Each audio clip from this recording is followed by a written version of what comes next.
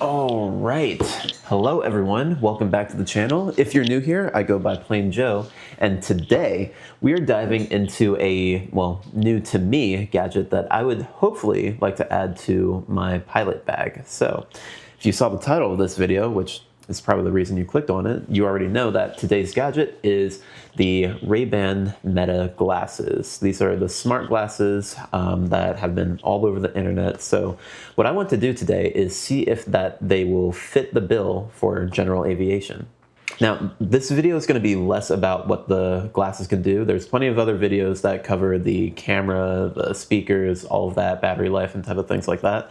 But I'm going to dive more into, will this work for general aviation and why I'm actually using it. So let's head to the airport, check them out, and let's get to it.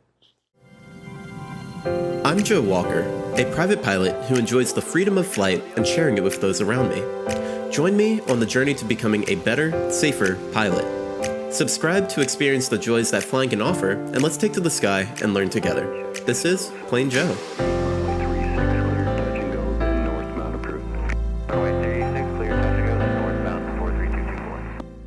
All right, we're here at the airport. We made it, and we've got our Rayban Meta glasses here. Let's start by talking about which glasses I decided to pick up, and that is the Wayfarer model. These are the actual transition lenses, and I'll talk a little bit about that, but these are the glasses I picked up. And why did I pick them up? Well, for starters, I love cameras, right? I'm a photographer, and of course, these glasses have a camera on the side here, so I like getting that point of view type of shot, so this would make it a lot easier. And I wanted to see what that would be like in the cockpit as well. Additionally, I've been using these for about a week now, and I've actually really enjoyed being able to listen to music from them. There's speakers on the sides here, and then also being able to talk to AI assistants. I don't typically use AI like that, other than like on the desktop, but it has actually been kind of fun messing around, seeing what it can do, what it can't do.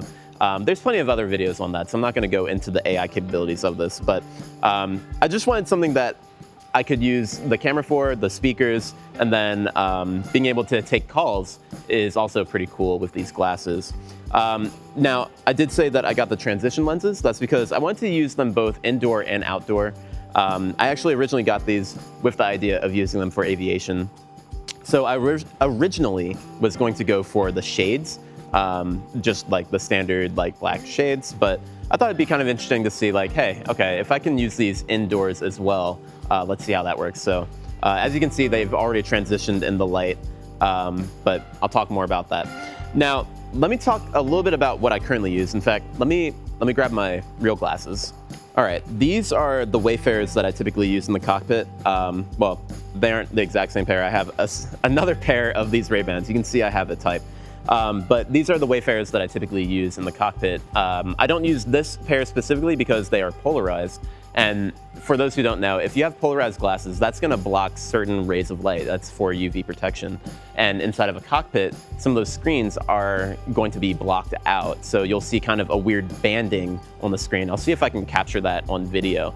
But when you're flying, you want to be able to see your screen. So you can't wear polarized glasses while you're in there. That goes for cockpits of all ranges.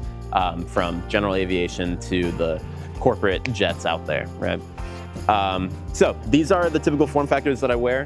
One thing that I will note is most pilots like to fly with something maybe a little bit skinnier than these sometimes. And by that, I mean the bands on the sides, right? So if you're putting on big headphones, sometimes they can compress down. I've actually not had that problem with these type of Wayfarer glasses, but I know some people are more sensitive to that. In fact, let me grab a pair of headphones so you can see that. All right, here I have my student pilot headset, right? So these are just some very affordable headsets, not the big expensive ones out there. So if it can work well with this headset, then it should be able to work with other ones as well. But as you can see, it fits over my ears pretty well. I don't feel like it's pressing down on my head, even with like these larger frames than some of the other skinny frames out there. But yeah, I'm actually really happy with these. And while I'm talking about some of the skinnier frames, I kind of mean like a wire frame like this. There are some other aviation-specific brands that have frames like this, and that's very helpful. In fact, the original Aviators, which are for aviation, as you might guess, do have a skinnier frame like this, but I'm actually happy with like the Wayfarer frame. Like I said, there's plenty of other content out there describing the capabilities of the glasses, the camera, the AI, all of that stuff, battery life. And I'm not really here specifically to talk about that. I want to talk about what are the general aviation specific things that I'm thinking about here. Now, I will say battery life is one of them, right? These do boast about a 4-hour battery life, and they've stayed pretty true to that, like 3.5 hours to 4 hours of battery life. I found they're pretty functional there. But what else do I consider there? Well, one is the polarization, right? So I've talked about how I can't wear polarized glasses in the cockpit. The transition lenses, no matter what color you get, they are not going to be polarized. There are polarized versions of these glasses, and then there's also glasses that you can get with a prescription in them as well. So these do come with prescription if you want that option as well. There is also a blue light version, but I'm not really caring about that in the cockpit of a Cessna. Now, the other thing is the form factor, and they are about the same size as your typical Wayfarer glasses, so they did actually fit me pretty fine.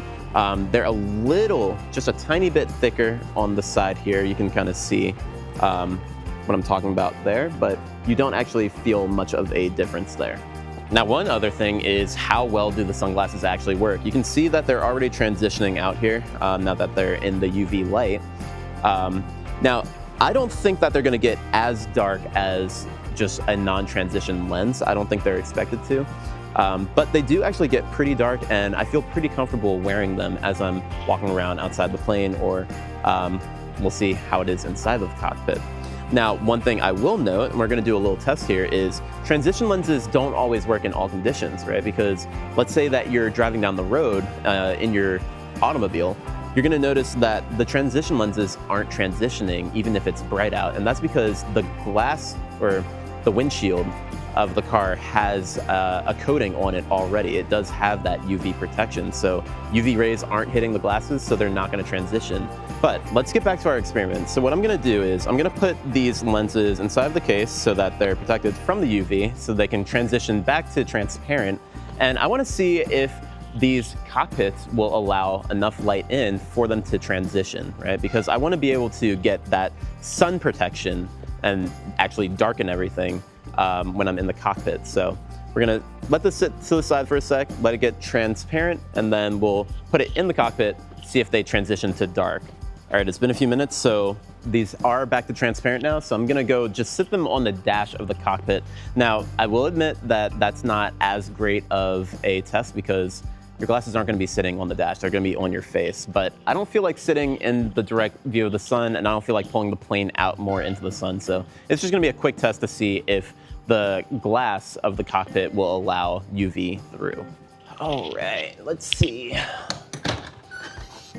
So we're just gonna sit them right on top here. They look transparent to me right now. This glass does have a tint on it. The glass of the cockpit does have a tint, so I'm very curious if it will allow the glasses to get darker. All right, it has been a few minutes. The glasses have been sitting on the dash here. So we're gonna see if it worked. Just gonna protect them from the sun a bit so we can get a quick peek. Let's see, did they transit? Yeah, so it did transition. Now, I'm guessing that this isn't actually glass on the windshield. Maybe it's like some type of, well, I'm not sure what type of material covers the front of the cockpit, but I can see that it did transition inside of there, which I was actually worried about. So I'm really glad to see that they did darken. Again, they're not gonna get as dark as just regular shades, of course, but that is very nice to see that they will transition like that.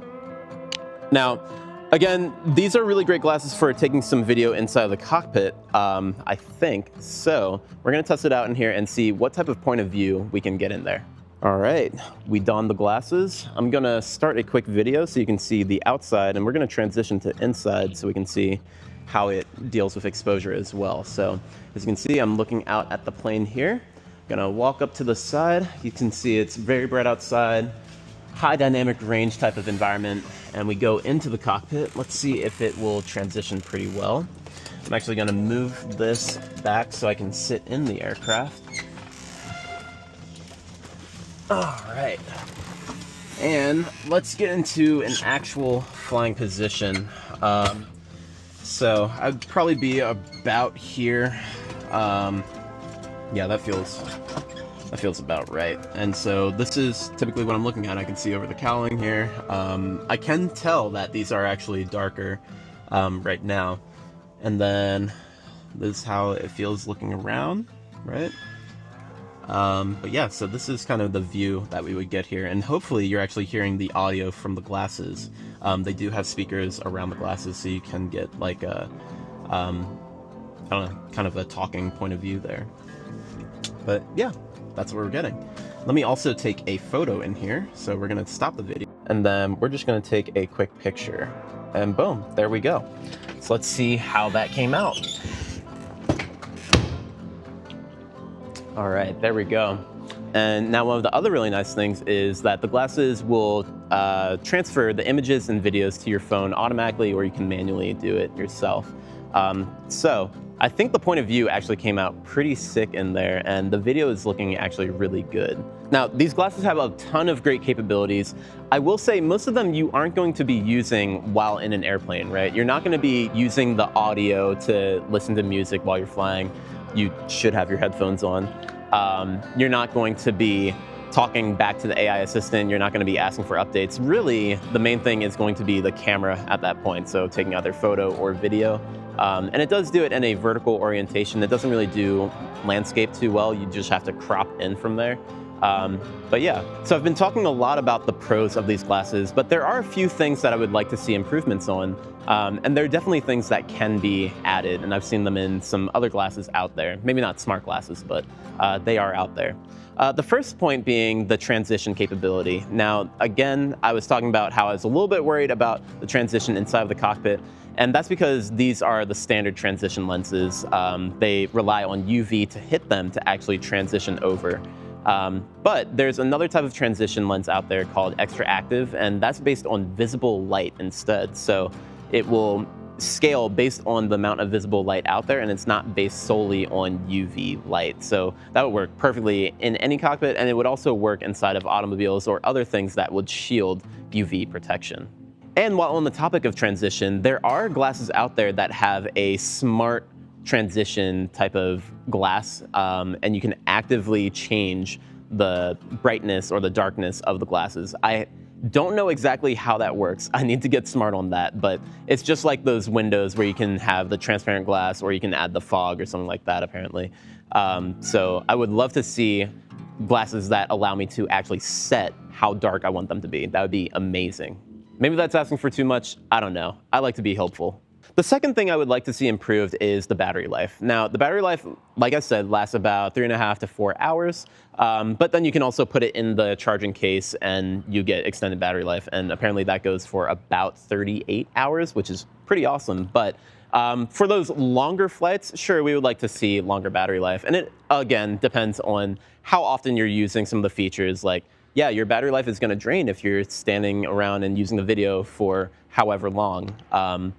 And then it'll change if you're using music or not using music. So there's ways to extend the battery life. There's ways to shorten the battery life. But I'm sure that's going to be something on everybody's mind. Now, for most of the flights that I do, the battery life is going to be perfect. So I'm actually not too worried about that. One big improvement for me could be the video and photo capabilities of these glasses. While you can take photos that are at 12 megapixels and videos that are up to 3 minutes long, the videos could be extended longer than that. That would be really awesome. You can do a live stream from the glasses, and I believe that lasts about 30 minutes. But the main thing that I would like to see is actually the aspect ratio that you can record in. Now, they do a great job of making an aspect ratio that's great for social media platforms like Instagram, TikTok, if you want to post stuff like that. But they're not really great for landscape photos, right? You have to actually crop in on the image if you want to get a proper landscape aspect ratio. So I would love to see the option to either go vertical or horizontal, or just give a little bit more flexibility in whatever aspect ratio they choose. A quick side note and kind of a pro tip, the glasses only have one camera, and that's on the left side here. This side is actually a light sensor and LED to show that you're recording. So that means because it's on the left side, when you are framing, you need to keep that in mind. just when you're shooting, right? Now, the other thing is there's a big debate on whether or not you should have a flashing LED when you're recording. You could try to cover it up. It will yell at you and say, hey, the LED is covered. But there's a debate on privacy concerns there. I'll let you guys go have that in the comments.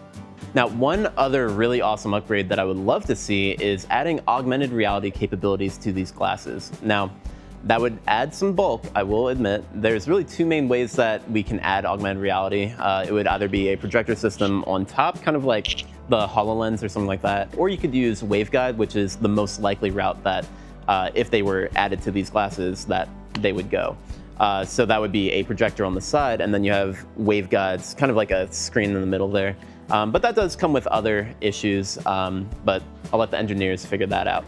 But the main reason that I say augmented reality would be really awesome to have here is if I could just have simple text readouts. I would love to be able to read text as they appear. That's how we'd get like a METAR or a TAF from the flight service.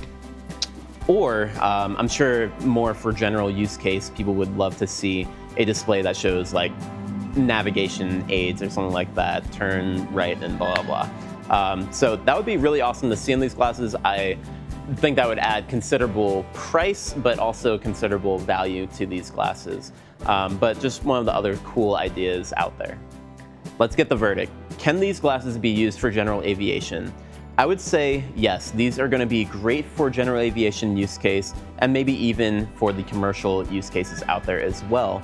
The camera is a really great camera to have. It allows you to get that point of view perspective. And then I do recommend either getting the transitions or a dark pair of the lenses. If you are going for non-transition, make sure that you get non-polarized, but I absolutely love these glasses.